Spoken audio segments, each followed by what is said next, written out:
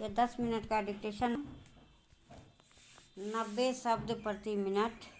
Ready start. महोदय, हम इस सिद्धांत पर चलते हैं कि स्त्री और पुरुष सभी को बराबर का अधिकार है।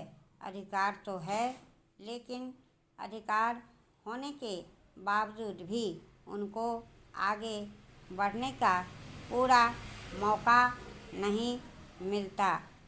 प्रत्येक व्यक्ति को मौका मिलना चाहिए कि वह आगे बढ़ सके, उन्नति कर सके, जितनी कि उसमें योग्यता हो। यदि कोई योग्य भी हो तो उसको मौका नहीं मिलता है।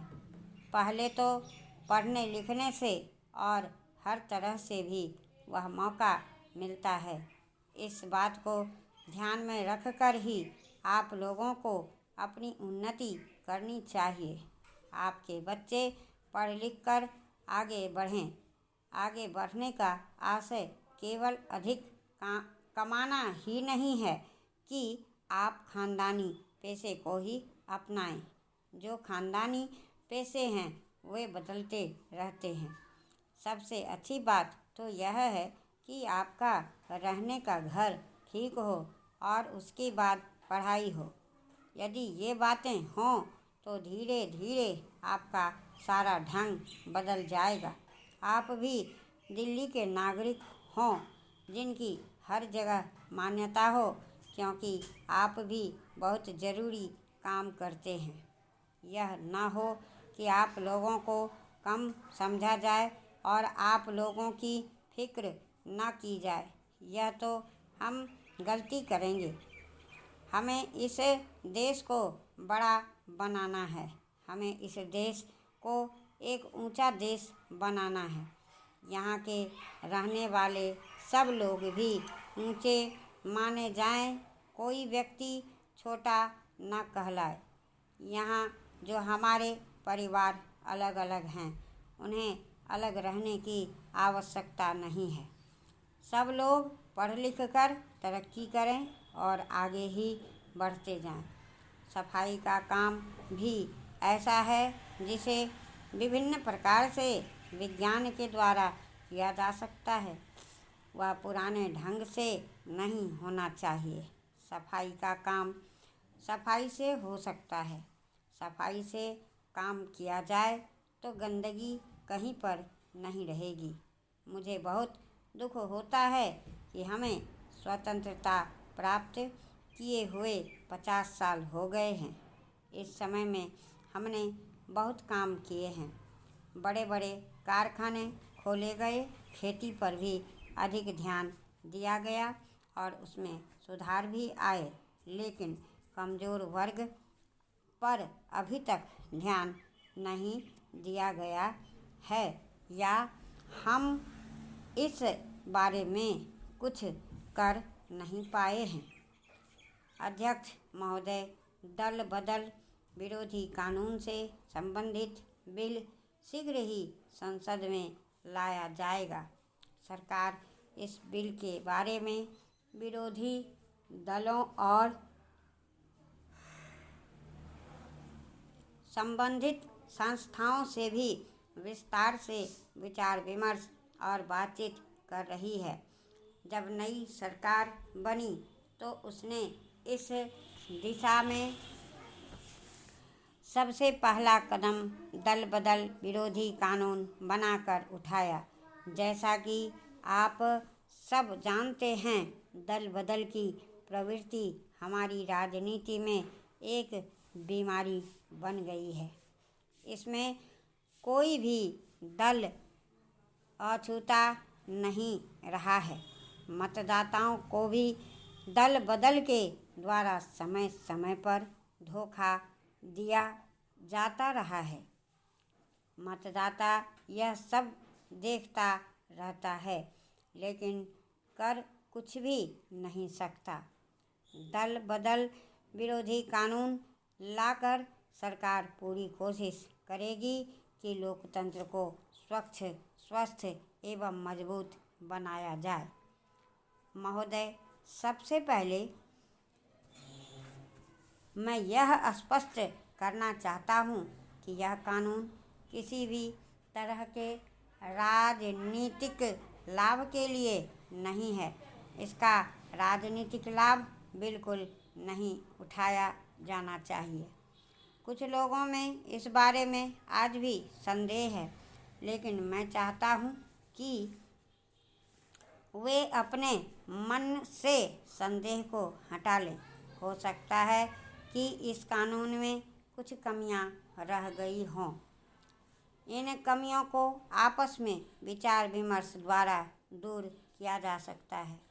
यह खुशी की बात है कि आज सत्तारूढ़ दल और विरोधी दल सभी यह चाहते हैं कि दल बदल विरोधी कानून पूरी तरह से प्रभावी बने और इसका निष्ठा से पालन हो। एक अन्य सदस्य ने कुछ दिन पूर्व सदन में इस संबंध में जो विचार व्यक्त किए थे वे भी विचारणीय हैं। उन माननीय सदस्य ने कहा था कि देश के वर्तमान राजनीतिक ढांचे के लिए दल बदल का खेल हमारी राजनीतिक मान्यताओं को कमज़ोर करता जा रहा है। अतः इस कानून को जल्द से जल्द लागू किया जाए। इसमें शक नहीं कि दल बदल विरोधी कानून का सभी जगह स्वागत हुआ है, लेकिन यह जरूरी नहीं कि यह कानून इस दिशा में पूर्ण रूप से दोष मुक्त हो। समय और परिस्थिति के अनुसार इसमें परिवर्तन लाना अनिवार्य है। कभी कोई चीज़ अस्थायी नहीं रहती। अतः मेरा सरकार से अनुरोध है कि इस कानून को अधिकाधिक प्रभावी बनाने के लिए सभी दलों की एक बैठक बुलाई जाए ताकि इस प्रश्न पर विस्तार से विचार किया जा सके। इस कानून के बारे में विद्वानों के विचार क्या हैं, इस पर बैठक में विचार किया जाना चाहिए। सभापति महोदय, यह मेरा परम सौभाग्य है कि आज इस अवसर पर मुझे देश के उन होनहार युवकों से बातचीत करने का मौका मिला है जो कि यहाँ पर उपाधि प्राप्त कर रहे हैं। दक्षिण भारत में जहाँ की अपनी अलग अलग भाषाएं हैं, गांधी के प्रयास और स्नेह से हिंदी के प्रचार का काम शुरू हुआ। गांधी जी एक महान नेता ही नहीं थे बल्कि एक दार्शनिक भी थे। उन्होंने भारत की आज़ादी की लड़ाई को एक दिशा दी। आज़ादी मिलने के बाद जो हमारे देश के लिए बाधाएं बन सकती थी उन सब के बारे में उन्होंने सोचा और उन्हें दूर करने का प्रयास किया। गांधी जी के प्रयास से ही दक्षिण में हिंदी प्रचार को आज़ादी के एक प्रमुख साधन के रूप में महत्वपूर्ण स्थान मिला। भारत की आज़ादी की लड़ाई में ऐसे अनेक साधनों का प्रयोग हुआ जो देश की एकता के लिए महत्वपूर्ण थे।